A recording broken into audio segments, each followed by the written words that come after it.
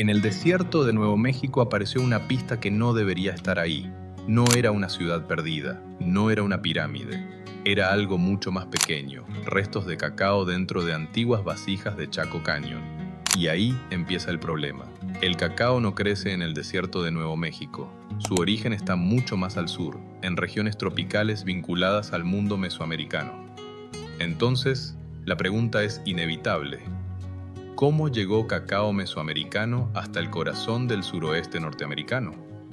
La respuesta no parece ser un imperio secreto, tampoco una carretera perfecta cruzando el continente, pero sí algo igual de interesante: redes antiguas de intercambio, objetos que pasaban de mano en mano, pueblos que actuaban como intermediarios, bienes de prestigio que podían viajar cientos, quizá miles de kilómetros. Y el cacao no fue la única pista. En Chaco Canyon también aparecieron restos de guacamayas, aves tropicales, coloridas, exóticas, aves que tampoco pertenecían naturalmente a ese paisaje seco de piedra y arena. Entonces ya no hablamos de una simple curiosidad, hablamos de un patrón: cacao, guacamayas, objetos lejanos, símbolos de prestigio, y un centro ceremonial que estaba mucho más conectado de lo que parecía. Durante mucho tiempo imaginamos la América antigua como si sus culturas hubieran vivido separadas. Mesoamérica por un lado, los Andes por otro, el norte del continente como un mundo aparte. Pero la evidencia cuenta una historia más compleja. No una América totalmente unificada, pero tampoco una América completamente aislada. En este video vamos a seguir esas pistas. Primero, Chaco Canyon. Después, el cacao. Luego, las guacamayas. Y finalmente, Cahokia, una ciudad monumental de tierra que demuestra que Norteamérica precolombina fue mucho más compleja de lo que muchos imaginan. Porque esta historia no trata solo de una bebida encontrada lejos de su lugar de origen. Trata de una pregunta mucho más grande. ¿Cuánto se movían realmente los objetos, las ideas y los símbolos en la América antigua? Y la respuesta obliga a mirar el continente de otra manera. Únete a Storylab, dale like y suscríbete para seguir explorando el pasado. Chaco Canyon, el centro del misterio. Para entender esta historia, primero hay que mirar el lugar donde apareció la pista. Chaco Canyon, un cañón ubicado en el actual Nuevo México, en pleno suroeste norteamericano. Hoy puede parecer un paisaje aislado: piedra, arena, ruinas antiguas, cielo abierto. Pero hace más de 1000 años, este lugar fue uno de los centros más importantes de la región. Y eso cambia todo, porque el cacao no apareció en cualquier parte. Apareció en un sitio con grandes construcciones, plazas, espacios ceremoniales y caminos que lo conectaban con otros lugares del suroeste. Chaco Canyon no era una aldea perdida, era un centro regional, un lugar capaz de reunir personas, organizar trabajo, construir edificios monumentales y recibir materiales que venían desde lejos. Algunas de sus construcciones tenían cientos de habitaciones, sus muros fueron levantados con planificación, sus espacios parecen haber tenido funciones ceremoniales y políticas. Y su influencia se extendía mucho más allá del cañón. Por eso el hallazgo del cacao es tan importante. Si pensamos en Chaco como un lugar aislado, el cacao parece imposible. Pero si lo entendemos como un centro conectado, la pregunta cambia. ¿Qué tipo de redes llegaban hasta aquí? Porque para que un producto tropical terminara en este lugar, tenía que existir algún tipo de contacto, tal vez no directo, tal vez no permanente, tal vez no controlado por un gran poder, pero sí una cadena de intercambio capaz de mover bienes valiosos a través de grandes distancias.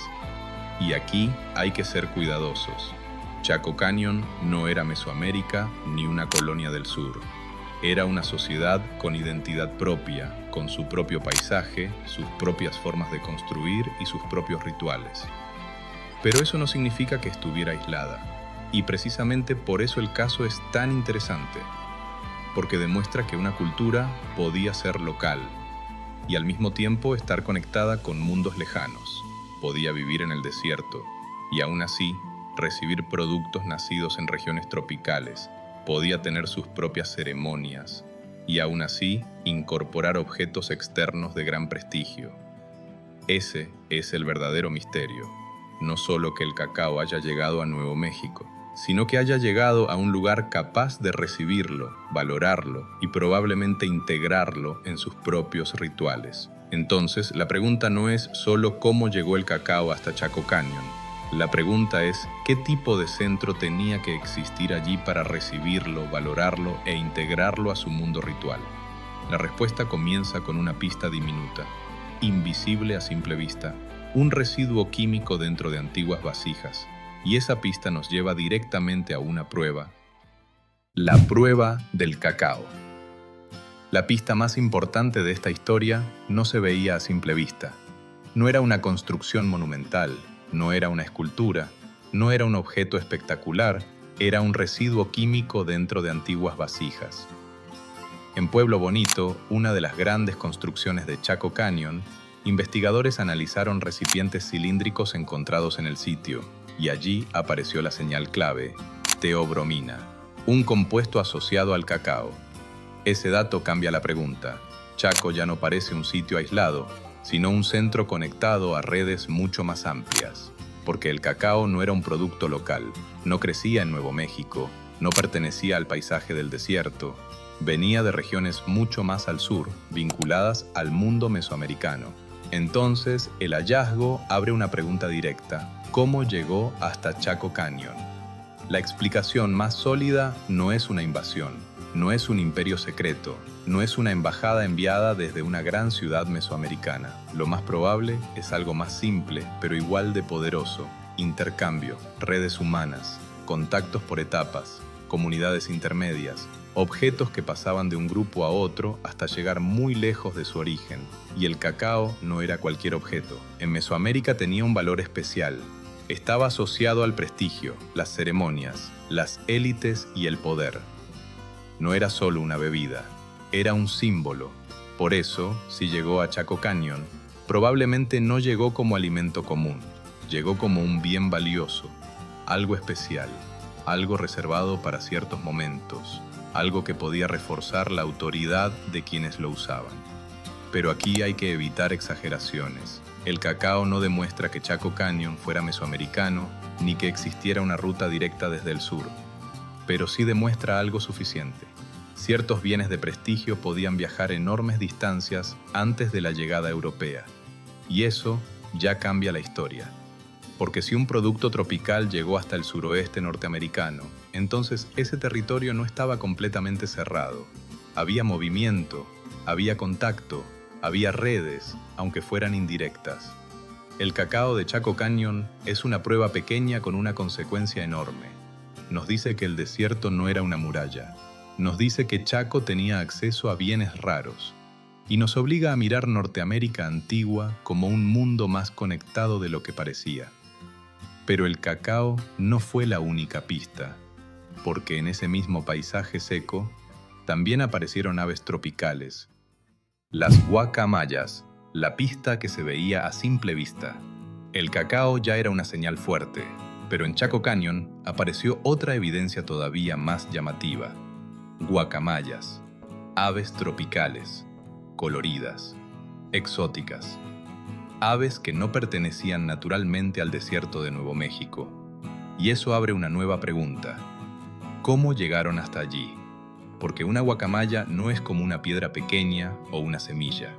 Es un animal vivo. Necesita cuidado, alimento, transporte. Y si lo que viajaban eran sus plumas, entonces también hablamos de objetos con alto valor simbólico. En cualquier caso, el mensaje es el mismo. Alguien tuvo que moverlas, o alguien tuvo que mover aquello que representaban. Y eso refuerza la idea que ya sugería el cacao. Chaco Canyon no estaba completamente aislado. Formaba parte de redes capaces de traer bienes raros desde regiones lejanas. Pero las guacamayas agregan algo más. Hacen visible el prestigio. El cacao estaba oculto en residuos químicos. La guacamaya, en cambio, era imposible de ignorar. En un paisaje de piedra, arena y tonos secos, Un ave tropical de colores intensos debía provocar un impacto enorme. No era solo un animal bonito, era una señal de distancia, una prueba de acceso, un símbolo de poder, porque en muchas sociedades antiguas lo lejano tenía valor. Mientras más difícil era conseguir algo, más prestigio podía entregar. Y en Chaco Canyon, tener acceso a guacamayas o a sus plumas podía mostrar que ciertos grupos participaban en redes que iban mucho más allá del desierto. Eso es lo importante. No se trataba solo de sobrevivir. Estos no eran bienes básicos. El cacao no era indispensable, las guacamayas tampoco. Justamente por eso eran valiosos. Eran bienes de prestigio, objetos y seres asociados a ceremonias, autoridad y diferencia social. Igual que el cacao, las guacamayas no prueban una conexión directa y permanente, pero sí refuerzan la existencia de una red. Lo que sí muestran es que ciertos bienes podían moverse por cadenas de intercambio, de una comunidad a otra, de una región a otra, de un paisaje a otro, hasta terminar en un lugar donde adquirían un nuevo significado. Y ahí Chaco se vuelve más interesante. No como un sitio que copiaba pasivamente elementos externos, sino como un centro que seleccionaba, recibía y transformaba objetos lejanos dentro de su propio mundo ritual. El cacao pudo haber llegado con un significado asociado al prestigio mesoamericano, pero en Chaco pudo adquirir otro sentido. Las guacamayas pudieron venir de tierras cálidas, pero en el desierto se transformaban en algo aún más poderoso, una presencia rara, visible y cargada de simbolismo. Cuando juntamos ambas pistas, la historia deja de parecer casualidad. Primero, cacao, después, guacamayas. Dos elementos que no pertenecían naturalmente a Chaco Canyon, dos bienes vinculados al prestigio, dos señales de contacto con regiones lejanas. Y eso nos lleva a la pregunta central. Si estos objetos llegaron hasta allí, ¿qué rutas los hicieron posibles? Para responderlo, no basta con mirar el objeto encontrado. Hay que intentar reconstruir lo más difícil, el camino que lo hizo posible. La ruta invisible. Hasta ahora tenemos dos pistas: cacao en vasijas de Chaco Canyon y guacamayas tropicales en un paisaje donde no deberían estar. Pero encontrar la evidencia es solo la mitad del problema. La otra mitad es más difícil. ¿Cómo llegaron hasta allí? Hoy pensamos en rutas como líneas claras en un mapa, una carretera, un camino definido, un viaje desde un punto exacto hasta otro. Pero en el mundo antiguo, muchas conexiones no funcionaban así. Un producto podía avanzar por etapas. Una comunidad lo intercambiaba con otra. Esa comunidad lo llevaba más lejos. Luego pasaba a otro grupo. Y así, poco a poco, un objeto podía terminar a cientos o miles de kilómetros de su origen. Quizás nadie hacía todo el recorrido completo. Quizás ninguna persona viajó desde el corazón de Mesoamérica hasta Chaco Canyon con cacao en la mano. Tal vez el cacao pasó por muchas manos antes de llegar. Y eso no hace la historia menos interesante. La hace más real. Porque las redes antiguas solían funcionar así, por contactos parciales, por intermediarios, por alianzas, por encuentros regionales, por intercambios acumulados durante generaciones. No necesitamos imaginar una carretera continental. No necesitamos imaginar un imperio controlando todo. Basta con una red suficientemente activa para mover bienes valiosos entre regiones distintas. Y el cacao y las guacamayas apuntan precisamente a eso. Eran bienes raros. No servían para sobrevivir, pero sí para mostrar prestigio, autoridad y conexión con mundos lejanos. Por eso lo lejano tenía valor. Un producto que venía desde otra región podía convertirse en una señal de poder. Quien tenía acceso a él demostraba que no estaba encerrado en su mundo local. Demostraba que participaba en una red más amplia. Eso ayuda a entender a Chaco Canyon. Chaco no solo era un lugar con grandes edificios, era un nodo. Un punto donde podían concentrarse personas, ceremonias y objetos de distintos paisajes. Piedra local, madera traída desde lejos, turquesa, cacao, guacamayas. Cada elemento decía algo sobre la capacidad de ese centro para reunir recursos y símbolos. Lo importante es esto: Chaco podía recibir objetos externos sin dejar de ser un mundo propio. El cacao pudo haber tenido un significado ritual en Mesoamérica, pero al llegar a Chaco, pudo adquirir otro sentido. Las guacamayas pudieron venir de regiones cálidas, pero en el desierto se convirtieron en símbolos especialmente impactantes. Los objetos viajaban, pero sus significados también cambiaban. Y esa es una idea central. Las redes antiguas no solo movían cosas, también transformaban símbolos. Un bien podía salir de un contexto, pasar por varias manos y terminar integrado en una ceremonia distinta. Por eso la ruta invisible no es solo una ruta comercial, es una cadena cultural. Una cadena donde circulaban productos, prestigio, símbolos y quizás ideas. Y aunque no podamos reconstruir cada paso, las señales acumuladas son suficientes para romper una imagen demasiado simple. El desierto no era una muralla, la distancia no impedía el contacto, y Chaco Canyon no estaba completamente aislado. Participaba, de alguna forma, en un mundo más amplio.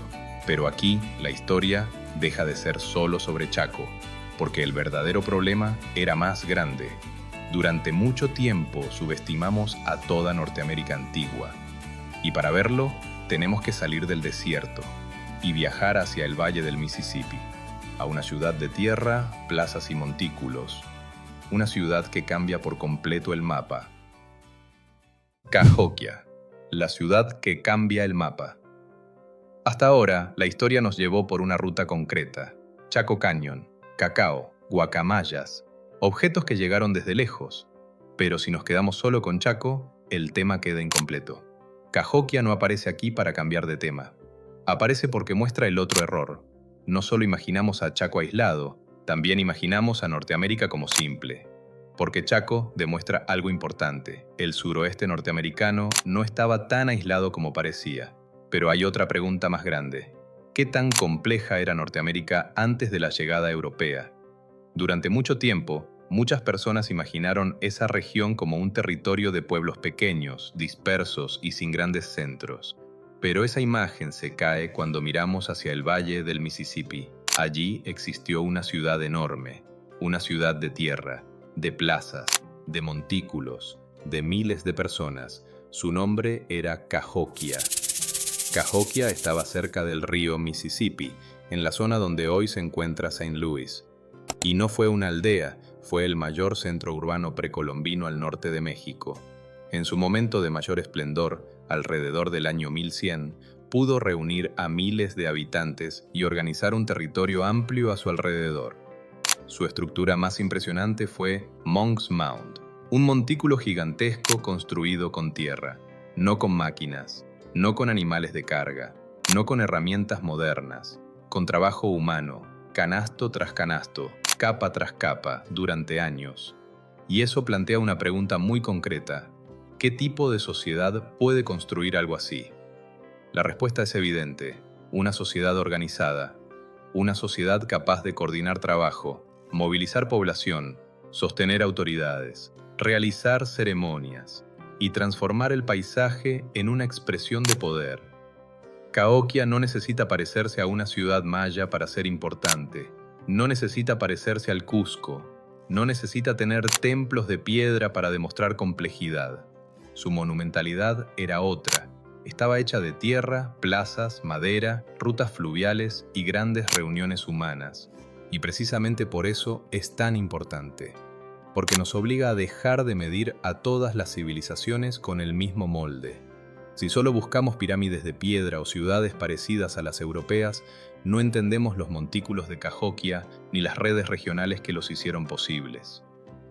Ese fue uno de los grandes errores al mirar Norteamérica antigua. No siempre faltaba historia, a veces faltaba una forma correcta de verla. Y aquí Cahokia conecta con Chaco Canyon, no porque sean la misma historia, no porque Cahokia estuviera necesariamente conectada con Mesoamérica de la misma manera que Chaco parece haberlo estado mediante bienes como el cacao o las guacamayas. Eso sería exagerar. La conexión es más profunda. Ambos lugares rompen el mismo prejuicio. Chaco rompe la idea de aislamiento. Cahokia rompe la idea de simplicidad. Juntos muestran que Norteamérica precolombina era mucho más compleja, diversa y dinámica de lo que muchas veces se pensó. Y eso cambia el mapa mental. Porque si en el suroeste había centros ceremoniales conectados a bienes lejanos, y en el Mississippi existía una ciudad monumental capaz de organizar a miles de personas, entonces ya no podemos imaginar el norte del continente como un espacio vacío o secundario. Era un mosaico de sociedades distintas, algunas conectadas con regiones lejanas, otras organizadas alrededor de ríos, otras levantando montículos, otras transformando paisajes enteros, cada una con su propia lógica, su propia escala, su propia forma de construir poder. Y ahí aparece la idea central del video. La historia antigua de América no se reduce a los nombres más conocidos. Mayas, aztecas, incas, fueron civilizaciones extraordinarias, pero no fueron toda América. También existieron centros como Chaco Canyon, ciudades como Cahokia, rutas invisibles, redes regionales, sociedades que no siempre dejaron pirámides de piedra, pero sí dejaron señales claras de organización, intercambio y complejidad. Por eso Cahokia no es un desvío en esta historia, es el giro que amplía la pregunta. Ya no se trata solo de saber cómo llegó el cacao a Chaco Canyon. Ahora la pregunta es mayor. ¿Cuántas otras partes de América hemos subestimado porque no se parecían a las civilizaciones que ya conocíamos? Y cuando juntamos las piezas, cacao en el desierto, guacamayas tropicales, centros ceremoniales, montículos monumentales, rutas de intercambio, la respuesta empieza a tomar forma. No eran pistas aisladas. El patrón, no eran pistas aisladas. Ahora las piezas encajan. Chaco muestra conexión, el cacao muestra movimiento, las guacamayas muestran prestigio y Cahokia muestra complejidad. Por separado cada pista es interesante, pero juntas rompen una idea vieja, que Norteamérica antigua era simple y aislada. Y aquí hay que ser precisos. No estamos hablando de una red continental perfecta ni de una sola civilización. Eso sería exagerar. Hablamos de algo más concreto, conexiones parciales, rutas por etapas, bienes de prestigio que viajaban largas distancias, pueblos intermediarios y centros capaces de atraer objetos raros desde regiones lejanas. Ese es el patrón. Chaco Canyon no era Mesoamérica, Cahokia no era México, el suroeste no era el Mississippi. Cada región tenía su propia historia, pero eso no significa que vivieran encerradas. Las culturas antiguas podían ser distintas y aún así intercambiar. Podían tener sus propios rituales y aún así recibir objetos externos. Podían construir con piedra, con tierra o con madera y aún así formar parte de redes más amplias. El cacao lo muestra con claridad. Si llegó hasta Chaco, alguien lo movió. Tal vez una persona, tal vez muchas, tal vez una cadena de comunidades que nunca veremos completa. Pero el objeto llegó, y eso basta para abrir la pregunta. Las guacamayas refuerzan la misma idea. No eran necesarias para sobrevivir, eran difíciles de conseguir, y por eso mismo podían tener prestigio. En un centro ceremonial, un ave tropical o sus plumas podían convertirse en una señal de poder. Cahokia agrega otra capa. Nos recuerda que Norteamérica no solo recibía objetos lejanos, también desarrolló centros propios, con población, con organización, con arquitectura monumental, con paisajes transformados por trabajo colectivo. Entonces, el problema no era solo que existieran conexiones. El problema era que muchas veces aprendimos a mirar América con categorías demasiado estrechas. Buscamos pirámides de piedra y no vimos montículos de tierra. Buscamos imperios y no vimos redes regionales. Buscamos ciudades parecidas a las europeas y no reconocimos otros tipos de urbanismo. También solemos mirar el pasado con fronteras modernas. Pero en el mundo antiguo importaban más los ríos, los desiertos, las montañas, los valles, las zonas de contacto y las comunidades que se movían, negociaban e intercambiaban. Por eso estas pistas importan. Porque no solo agregan datos, cambian la forma de mirar el mapa. Nos obligan a preguntar, ¿Cuántas conexiones antiguas dejamos de ver porque aprendimos a mirar América como si estuviera fragmentada? Tal vez muchas.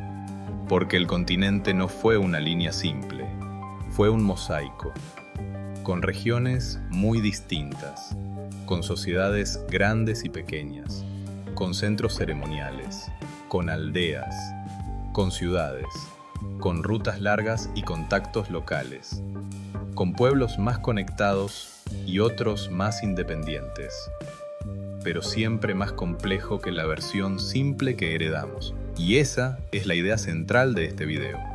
El cacao no es importante solo por ser cacao, es importante porque demuestra movimiento. Las guacamayas no son importantes solo por ser exóticas, son importantes porque muestran que el prestigio podía viajar. Cahokia no es importante solo por sus montículos, es importante porque derrumba el mito de una Norteamérica simple y vacía. Cuando unimos todo, aparece una imagen distinta, una América antigua más conectada, más diversa y mucho más compleja de lo que muchas veces nos contaron. Y entonces podemos volver al comienzo, a esa pequeña huella química dentro de una vasija, porque a veces una pista mínima puede cambiar la forma en que entendemos todo un continente. América no estaba tan aislada. Todo comenzó con una pista mínima, una huella de cacao dentro de una vasija en el desierto de Nuevo México. Pero esa pista abrió una pregunta enorme. ¿Cómo llegó hasta allí? El cacao no crecía en Chaco Canyon. Las guacamayas tampoco pertenecían a ese paisaje. Y Cahokia demuestra que, más al este, Norteamérica también tenía centros monumentales capaces de organizar a miles de personas. Entonces, la idea final es clara. La América antigua fue mucho más compleja de lo que muchas veces imaginamos. No fue una sola civilización unida, no fue un continente conectado de manera perfecta, pero tampoco fue un conjunto de pueblos completamente aislados. Fue un mosaico de sociedades distintas, con rutas parciales, intercambios regionales, centros ceremoniales y formas de organización que no siempre se parecían a las que esperábamos encontrar. Chaco Canyon nos muestra que algunos objetos podían viajar enormes distancias. Cahokia nos recuerda que la complejidad no siempre se construye con piedra. A veces se construye con tierra, plazas, ríos y trabajo colectivo. Por eso, la próxima vez que miremos el mapa de América antes de la llegada europea, quizás debamos hacerlo con menos certezas rápidas, porque una vasija puede revelar una ruta, un ave tropical puede mostrar una red, y una ciudad de montículos puede derrumbar un prejuicio. Tal vez todavía quedan muchas conexiones antiguas esperando ser entendidas, y cada nueva pista puede cambiar la forma en que miramos todo el continente. Si este video te ayudó a ver la historia de América de otra manera, te invito a suscribirte a Storylab. Aquí seguimos explorando las civilizaciones, los misterios y las conexiones que dieron forma a nuestro continente mucho antes de la llegada europea. Gracias por acompañarnos hasta el final. Nos vemos en el próximo.